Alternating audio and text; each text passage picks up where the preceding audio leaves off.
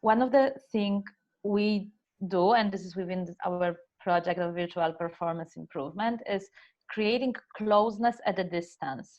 I will put you here the link to Amazon for the book written by Stefan Meister, the business partner of Interculturals, my business partner, and Markus Hildebrand and Line Jelle. A few years ago already, they wrote a book, Closeness at a Distance, How to Lead Virtual Teams. And in this book, they talk about a purple space. So how to create a special space when people can come closer together, how to establish the rules, what kind of different dimensions. There are 5 dimensions and 20 like small dimensions, how to create inclusion, how to give feedback, how to deal with time and space, how to deal with this netiquette. Yeah, so the etiquette in network, like online netiquette. So I would recommend you this book. It's really great written, and this book is the result of the many consulting projects. Interesting. I just want to say one thing, that at least we, the local Spanish Chilean people, have learned not to interrupt. When we are in meetings, we're always interrupting, but through this way of communication, we don't interrupt. Have you seen that? Yes.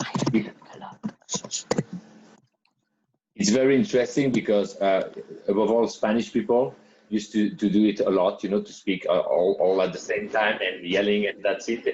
And it's very difficult for them now, because besides, if you 2 or 3 people talk at the same time through Zoom, or you cannot understand anything at all.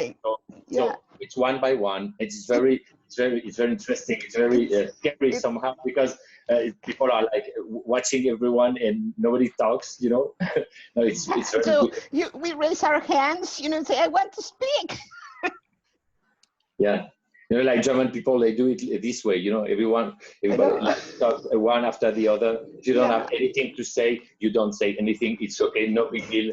So, but for Spanish people, they have to talk all the time, you know, with the hands. No, I know. It's a great learning. One of the things that I actually have thought about too in this, what I find myself doing through virtual meetings is a lot more bridging, in the sense that I find myself doing a lot more explaining of what it is I am doing and why it is I am doing it, which doesn't necessarily happen so readily in face-to-face, because we rely a lot more on the nonverbal cues.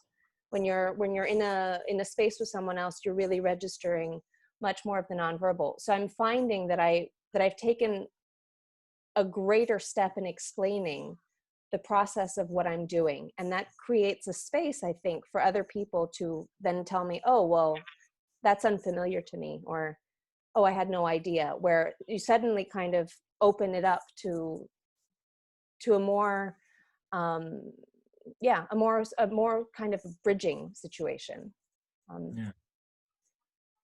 Especially when it comes to, also, I mean, I think there's a piece in this, at least for me, where I am rather self-aware of how I communicate. And so I am able to explain how I communicate to others and where I'm communicating from in terms of culture.